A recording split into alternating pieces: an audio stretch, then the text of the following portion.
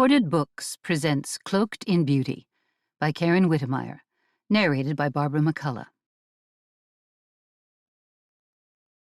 Prologue.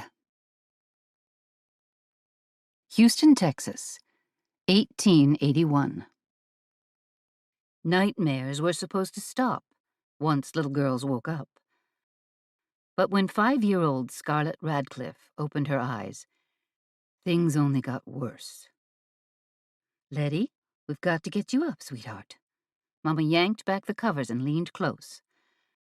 "Hurry now." Mama's red hair fell over her shoulder as she helped Scarlett sit up. Scarlett's tummy twisted like tangled shoelaces. Mama never walked around the house with her hair down. It wasn't proper lady behavior. The air stung Scarlett's eyes, so she balled one hand and tried to rub away the prickle as Mama lifted her from the bed and into her arms. "What's wrong, Mama?" Scarlett grabbed hold of her mother's neck as they hurried over to the chair where Daddy used to set her on his lap and read her stories. She missed Daddy. He went to heaven last winter. He hadn't meant to leave, but the carriage accident left him too broken to stay. Mama said that as soon as Daddy got to heaven, God fixed all his broken places and made him good as new. Scarlett was glad he didn't hurt anymore, but she wished he could come back to fight whatever monster had Mama so scared. "We need to get out of the house, sweetie." Mama slid Scarlett off her hip and set her in the soft story chair. Then she dropped to the rug and started stuffing Scarlett's feet into socks and shoes. "Mrs. Radcliffe! Mrs. Radcliffe!" Mama didn't look up from the shoes. "In the nursery!" Never had Scarlett heard her mother boom her voice across the house. Ladies weren't supposed to boom their voices. At least, that's what Scarlett's nanny said.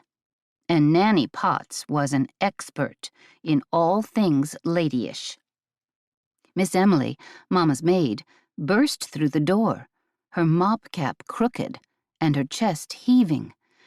"Mrs. Radcliffe," she gasped, "the house—" "I know. The day we feared is upon us.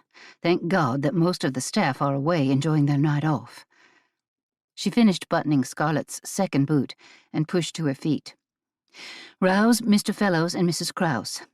Fellows can summon the fire wagon, and Mrs. Krause can alert the neighbors." "Fire wagon?" Scarlett sniffed the air and crinkled her nose. Smoke? Her gaze swung to her hearth, but it was dark behind the screen, just like it had been when she'd gone to sleep.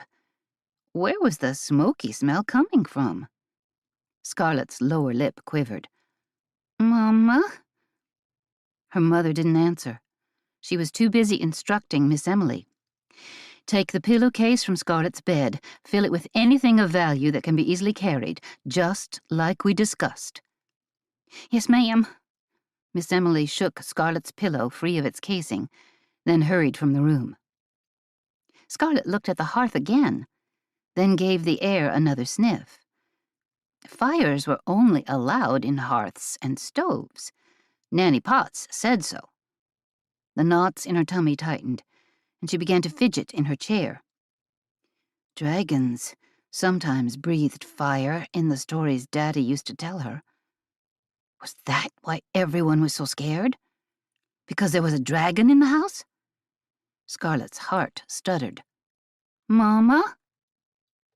Mama must not have heard her, for she gave no answer.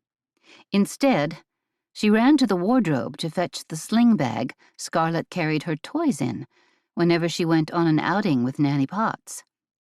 Her favorite storybook about the wolf and the girl in a hood waited inside, along with Mary Ellen, the doll grandmother Flora had made her, using red and brown. To keep listening to this audiobook, I've left you a link in the description so you can do it, at no cost thanks to Audible's 30-day free trial.